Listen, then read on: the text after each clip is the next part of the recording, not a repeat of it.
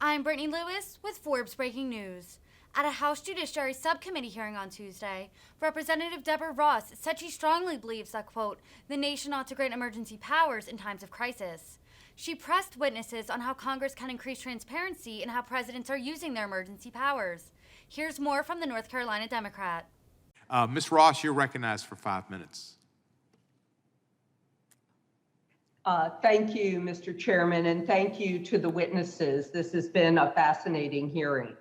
In 1976, Congress formalized the ability of the executive to exercise emergency powers during times of national duress, and you've given us a great history of how that's operated.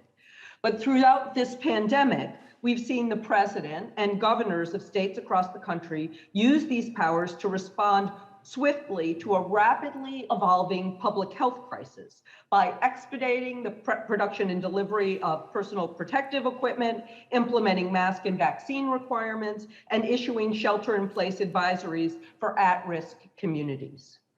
We must remember that this authority is not inherent to the executive. Rather, it is a privilege that exists through an act of law passed by Congress. The ability to frame and limit the power of the executive ultimately belongs to the people. And that's why we're here discussing this important topic. I strongly believe that our nation ought to grant emergency powers in times of crisis.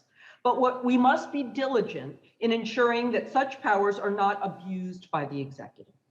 Emergency authorities must only be exercised at times when science and public safety indicate that foregoing the legislative process is critical to protecting the lives and health of Americans who are at immediate risk of harm.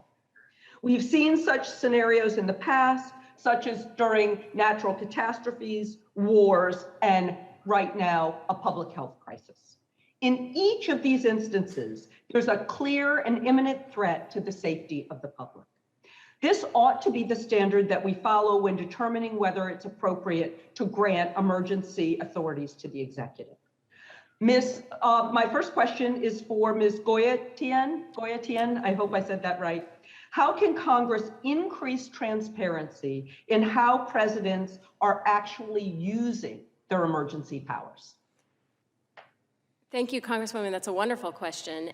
The bills that we are talking about, including the Article 1 Act, the Protecting Our Democracy Act, the National Security Powers Act, all of these bills would require enhanced reporting. Right now, under the National Emergencies Act, the president only needs to report on expenditures that have been expenditures in relation to emergency declarations every 6 months. And frankly, it is not clear that this is even happening. We've been unable to track down reports of the expenditures related to the 9/11 emergency declaration, for example. So first of all, Congress needs to insist on getting the reports it should be getting under existing law, but under the reforms that we are talking about, the president would not only have to report on expenditures, but would also have to report on the specific actions that had been taken within the reporting period, and I think that's very important. May I say one quick thing also about the COVID emergency declaration, which is actually, it's interesting, very little of the federal response to COVID-19 has relied on powers available under the National Emergencies Act.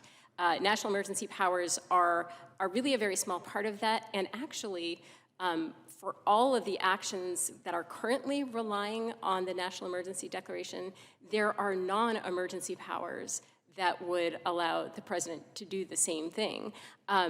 Mostly the laws that have been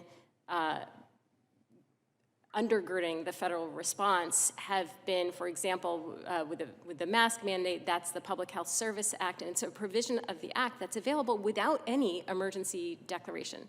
And similarly, in terms of spurring production of vaccines, that was under the Defense Production Act, most of which is available to the president without any emergency declaration. So yes, I agree, it's important to move flexibly and quickly. It was important when COVID struck, and it remains important that there be flexibility in the provision of healthcare services and similar actions. that flexibility is available under a wide range of laws, and very little of it right now is dependent on the National Emergency Declaration. Thank you so much, and I yield back.